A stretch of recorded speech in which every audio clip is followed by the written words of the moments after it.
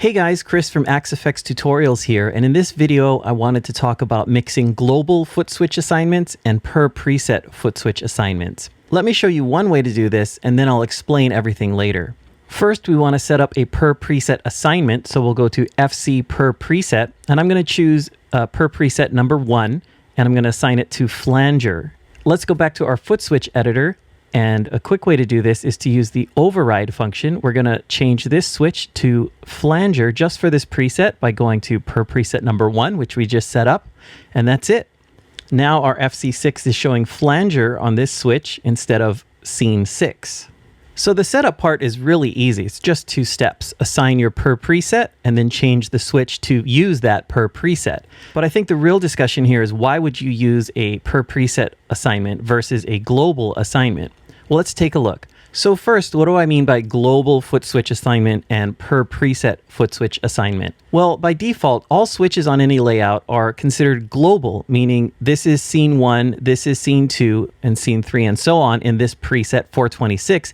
And if I change to 425, these switches stay the same, scene 1, scene 2, scene 3. Whatever preset I change to, the switches will be the exact same, in each layout. We're just looking at layout 2 for now. But a per preset switch assignment means the function of the switch can change in any preset. It can be something different in every preset if you want, or it can be different in just some presets if you want. So I have a pretty basic preset here with 6 scenes to go along with the FC6. But let's just say out of the 50 presets I use all night, there's that one preset that I don't use scene 6 and I would rather have another switch. Well, I could change layouts, of course. I have 8 or 9 layouts to use, but I don't really need to. In this situation, we can use the override like I showed before. So again, for any per preset setup, you need to go to per preset here in edit and assign the function you want. So we'll change this again to effect flanger. Once we've set that, we need to go back to our Footswitch edit, our FC edit, and this is a good opportunity to use the override function. Override means it'll replace just this switch with any of the per presets we defined, and we defined number 1. So we click that, and now it shows flanger 1 here instead of scene 6. You can see there's a graphic here that says this global switch is currently controlled by a per preset. Now, an important step here is to save the preset. Anytime you do anything that is per preset, you need to save that preset. So we're going to do that now.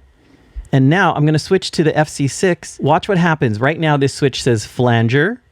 And again, this is the override we did. We replaced what's normally there just for this one preset. If we go down to 425, it goes back to scene 6.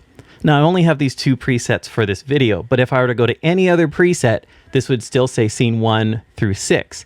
But once I go to 426 in this example, it changes to flanger just for this one preset. So the per preset override is perfect for that one preset where you can replace a switch to get that special effect that only appears in that preset. And in all other presets, it's scene 1 through 6 or whatever you have assigned globally. So the override is just one way to use per preset switches. The other method is using placeholders. Now, if you've looked at the default layouts on the AxeFX3, FM3, or FM9, you may have noticed that layout 6 is full of these placeholders. Using a placeholder is a great idea when you know ahead of time that you want this switch to always be different in every single preset. So for this example, I've created a custom layout here, and I know ahead of time that I want this top left switch to change in every preset I use so it controls something different. It could be chorus, flanger, delay, anything. With an override, I occasionally want a switch to change functions, maybe just in one preset all night. But again, if I know ahead of time that I always want this switch to change in every single preset I use, a placeholder is a better option. Instead of assigning this globally to chorus, we're going to use a per preset placeholder. So we're going to go to per preset here, placeholder. And since there's only one switch, this is a good opportunity for us to use per preset number 1. So you might see that flanger already popped up. That's because in preset 426 earlier, we already assigned this per preset. So that's good to go. We already have it assigned. Let's go back to 425. And you can see now it's blank because again, we assigned this switch globally to a placeholder. So it's ready to be different in every preset. Now what we need to do, there's 2 steps for any per preset switch. You need to set the type of function, either a placeholder or an override, and then you need to assign the actual function in the per preset area. In this one, we wanted it to be chorus. So we'll go to Effect, Chorus 1 in this example. And if we go back, we can see it now says Chorus 1. Remember, anytime we change this per preset area, we do need to save eventually. So let's do that now. And now if we go to the FC, this says Chorus 1. We're in preset 425, Chorus 1. If I move up to another preset, 426, now it says Flanger. And if we go to 427, this could be drive. 428, this could be, something else. And we're only talking about the tap function. We still have a hold function available for all of those presets as well. So it's important to notice in this example, only the top left switch was changing when we changed presets. The other 5 switches stayed the same. It's the mixing of global foot switches and per preset foot switches in the same layout that can give you a lot of flexibility while keeping the setup pretty easy. So if you always use scene 1 through 3 on your bottom row, for example, make those global so they never change when you change presets. But maybe you want your top row to change in every single preset. You can use placeholders in that top row and leave the bottom row assigned globally to scene 1 through 3 or whatever you need. Now let's say we did our custom layout just like this. This is a placeholder that changes in every preset and we're totally fine.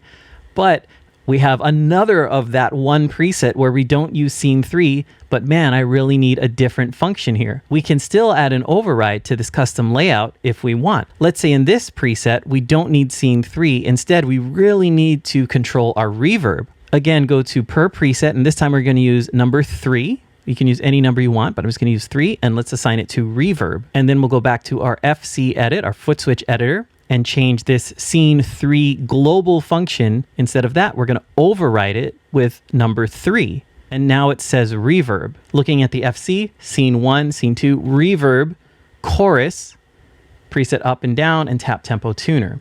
So this one is an override just for this preset.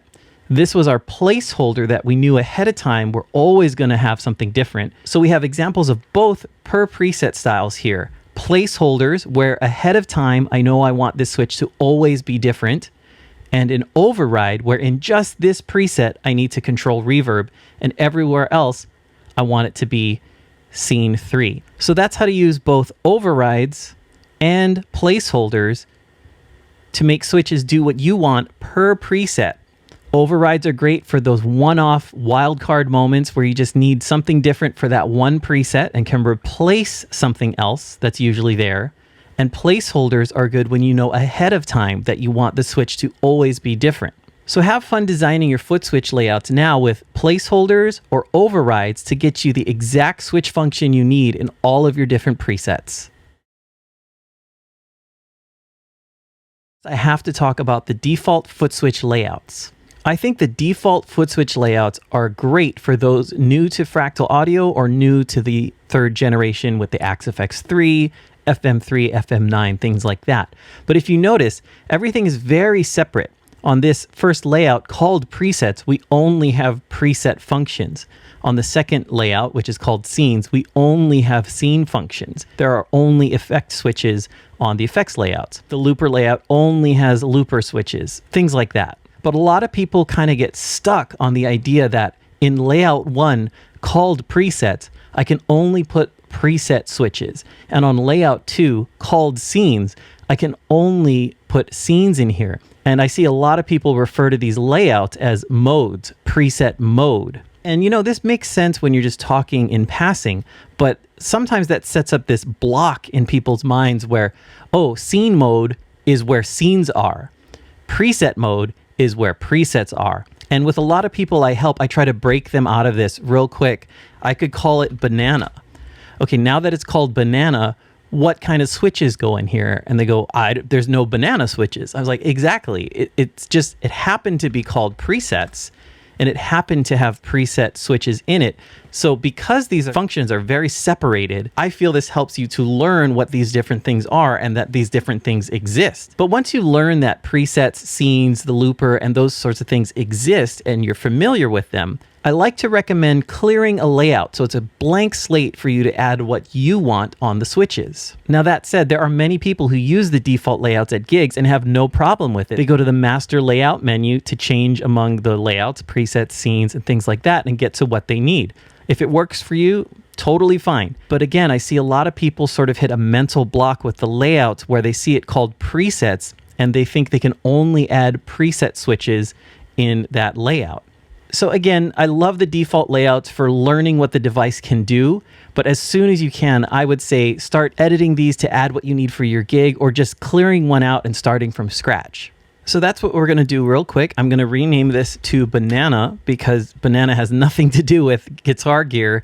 And now we won't be locked into, I can only add preset switches or something into here. So we have it called Banana right now. Then we're going to clear this out. And one way to do it is to click on each switch and change the category to unassigned. Now this switch is blank. And remember to do this for both tap and hold. But a quicker way to do that is to go up to this Layouts Edit drop down here and go to Clear Layout. Don't clear all layouts, don't do this one, but just clear layout. We're gonna have a clean slate with just this one. I'm just gonna say, are you sure you wanna clear this layout?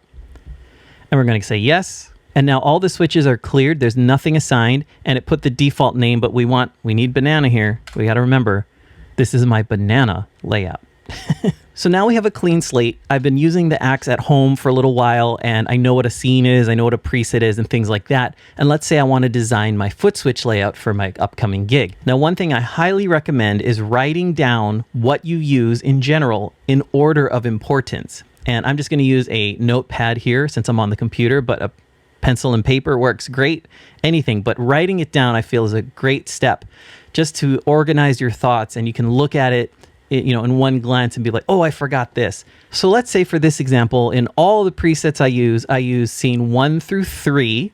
And I also need a way to go up and down from presets. And then sometimes I use little effect switches on and off. So I'm going to write down scenes 1 through 3.